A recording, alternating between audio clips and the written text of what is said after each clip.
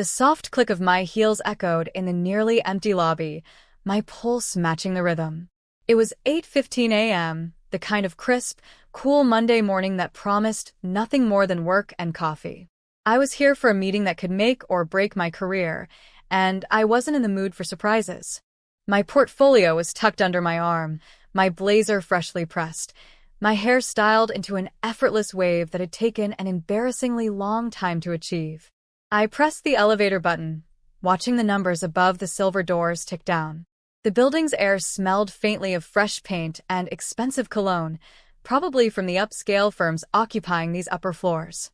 When the elevator door slid open, I stepped inside, immediately noticing I wasn't alone. He was leaning casually against the mirrored wall, dressed in a perfectly tailored charcoal suit that fit him like it had been crafted for every line of his body.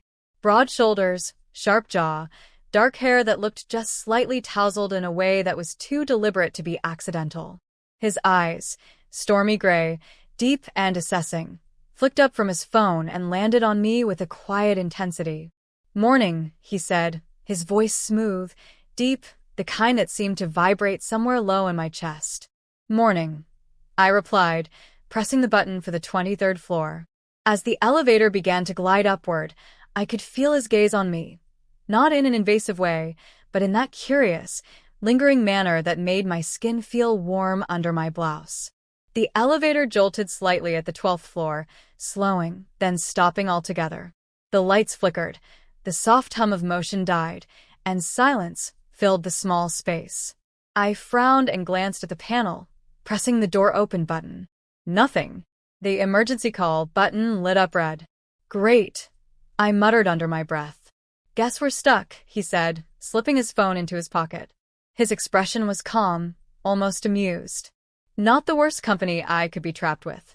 I felt the corner of my lips tug upward despite the situation. "And you are?" "Daniel," he said, extending his hand. "And you?" "Claire." His handshake was warm, firm, his palm calloused in a way that surprised me for a man wearing a suit worth more than my rent. Our eyes met for a second longer than necessary, and my stomach did an unhelpful little flip. The emergency speaker crackled to life.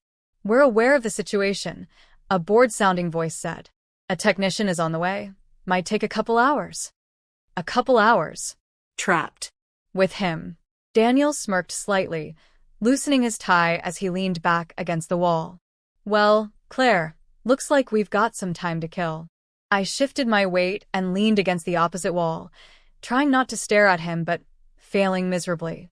The quiet hum of the air inside the elevator seemed louder now, every movement he made somehow drawing my attention. He rolled his sleeves up, exposing strong forearms dusted with dark hair, veins visible just beneath the surface. My eyes flicked away before he could catch me looking. "So," he said after a moment, "are you usually this quiet, or am I just that intimidating?" "I'm usually this quiet with strangers," I said. "Especially when we're stuck in a small metal box together." "Fair enough," he replied with a grin. "Though I'd like to think I'm the kind of stranger you get used to quickly." I laughed softly. "Confident, aren't you?" "Not confident," he said, his voice dipping lower. "Just aware." That word, the way he said it, sent a strange shiver down my spine. He held my gaze a beat too long, and the space between us suddenly felt smaller, the air thicker. I crossed my arms, trying to create some sort of barrier between us, but it was useless. The confined space made every shift of his body feel amplified, every glance electric. He stood a little straighter now, watching me like I was a puzzle he intended to solve before the elevator started moving again. "You're staring," I said, though my voice came out softer than I intended. "Can you blame me?" he replied, unbothered. "It's not every day you get stuck with someone who makes the situation worth it." I tried to mask the warmth rushing to my cheeks, but I could feel it anyway. The faint buzz of adrenaline, or maybe attraction, made it hard to think clearly. I looked away, studying the faint scratches in the elevator's metal paneling, but his presence kept pulling me back like gravity. He stepped forward, just a fraction, but enough for me to notice. Our eyes locked again, and I caught the faint scent of his cologne, something woodsy, expensive, and dangerously appealing. My chest rose and fell a little faster. "Do you always flirt with strangers?" I asked, tilting my head. "Only the ones I want to know better," he said without missing a beat. I swallowed, suddenly aware of how dry my mouth felt. "And what exactly do you want to know?" "Everything," he said simply, his voice rich and unhurried. "Like why you look like you're on your way to something important, but also like you'd rather be anywhere else right now." His observations startled me. "You're perceptive." "I'm curious," he corrected. "And I'm very good at reading people." The air between us seemed to hum with something unspoken. My back touched the wall behind me, and I realized there was barely a step of space left between us now. His eyes dipped briefly to my lips before meeting mine again. My heartbeat was pounding, loud enough that I was sure he could hear it. He didn't touch me yet, but every inch of his body seemed to be leaning closer, the invisible pull between us impossible to ignore. "I should probably warn you," I murmured, my voice low. "I'm not great at small talk when I'm distracted." His smile was slow, deliberate. "Good. I'm not here for small talk." The lights flickered again, and I exhaled a shaky breath I didn't realize I'd been holding. The pause stretched between us, filled with anticipation, so thick it was almost tangible. He moved in just a little more, enough that I could feel the faint warmth radiating from him. His gaze softened, but the heat in it didn't. "We've got hours, Claire," he said quietly. "Plenty of time to get comfortable." His words lingered in the air, heavy and suggestive, and I felt my breath catch. My fingers tightened slightly around the strap of my portfolio, though I wasn't thinking about my meeting anymore. My mind was spinning somewhere entirely different. He closed the last bit of space between us, his hand bracing lightly against the wall beside my head. The move wasn't aggressive, it was deliberate, intimate, like he was giving me the chance to step away if I wanted to. I didn't. My eyes flicked to his mouth for the briefest second before meeting his again. His gaze locked on mine, searching, as if silently asking a question he already knew the answer to. "Claire," he murmured, my name curling in the low rasp of his voice. "Tell me to stop if you want me to." I didn't answer. Instead, my lips parted, the faintest breath escaping, and that was all the invitation he seemed to need. His mouth met mine in a slow, deliberate kiss, soft at first, testing, but full of a restrained hunger that made my knees weaken. The warmth of his lips, the faint scratch of stubble against my skin, the way his hand slid from the wall to rest gently at my waist, it all hit me at once. My fingers brushed his chest, feeling the steady thump of his heartbeat beneath the fine fabric of his shirt. The kiss deepened gradually, his other hand rising to cut my jaw, tilting my face so he could explore me more fully. I could taste the faint trace of coffee on his breath, mixed with something undeniably him. I didn't realize I dropped my portfolio until I heard the faint thud at our feet. His mouth curved against mine in a hint of a smile, and then his lips claimed mine harder, his body pressing closer until the heat between us felt inescapable.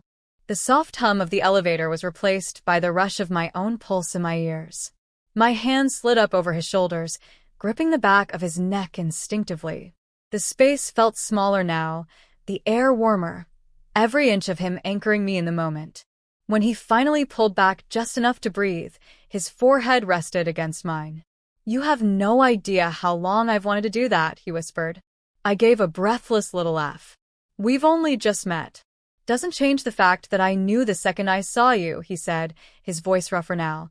"I'd want more than just polite conversation." His hand at my waist tightened just enough for me to feel the strength in his grip, a silent reminder of how close we were standing, how there was nowhere else to go in this confined space. His thumb brushed over my hip in a lazy, deliberate motion that sent a shiver straight through me. I tilted my head slightly, my lips grazing his again, testing him the way he had tested me. The low sound that rumbled from his chest in response was pure heat, and before I could pull away, his mouth was back on mine. Hungrier this time, his tongue brushing teasingly against mine until my fingers curled into the fabric of his shirt. The elevator walls seemed to trap the warmth we were generating, the air thick and heavy. My blazer slipped slightly off one shoulder, and his fingertips grazed the newly exposed skin there, tracing it slowly, as if committing it to memory. His touch was unhurried but full of promise, like he was savoring the anticipation just as much as the contact. He pulled back only enough to study my face, his eyes darkened, searching. "You're even more beautiful up close," he murmured, the sincerity in his tone mingling with something raw. My breath hitched. "You're not so bad yourself." His smirk deepened, and then his lips found the side of my neck, pressing a slow, heated kiss there. The faint scratch of his stubble against my skin made me gasp softly, my body leaning instinctively toward him. His hand slid lower along my back, drawing me fully against the solid plane of his chest, erasing what little space had been left between us. The hum of the building outside felt like a distant world. Here, in this small metal box, there was only the press of his body, the taste of his lips, the heat that coiled tighter with every passing second. I wasn't thinking about time anymore. I wasn't thinking about the meeting, the technician, or even the fact that we were still strangers. I was thinking about how his touch lingered like a promise, and how I wanted to see just how far that promise could go before those elevator doors opened again. Do you want me to continue into the part where the tension tips completely over into a fully passionate, unrestrained moment?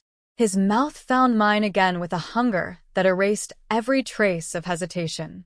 There was no space left between us, just heat and breath and the quiet sound of our lips moving together.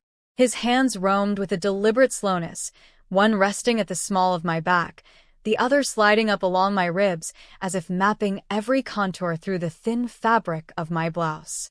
I pressed closer, my fingers tangling in his hair, pulling him deeper into the kiss. The elevator's air felt warmer, thicker, as if it had shrunk around us, leaving nothing but this electric connection. His breath was ragged now, matching mine, each inhale laced with a taste of the other. He tilted his head, deepening the kiss until my knees weakened, forcing me to grip his shoulders for balance. His hands were strong but careful, guiding me with an unspoken mix of urgency and restraint. When we finally broke apart, our foreheads rested together, eyes locked. The world beyond the elevator didn't matter. It was just us, breathing the same air, hearts pounding in sync. The faint hum of movement returned, and the floor numbers began to climb again. Neither of us moved right away. His thumb brushed my cheek, his gaze steady. "When these doors open, I'm not letting this end here," he said, low and certain. I smiled, still catching my breath. "Good. Because I don't want it to." The bell chimed, the doors slid open, and we stepped out, not as strangers anymore, but as two people who knew this was only the beginning. Whatever happened next, I was ready for it. And from the look in his eyes, so was he.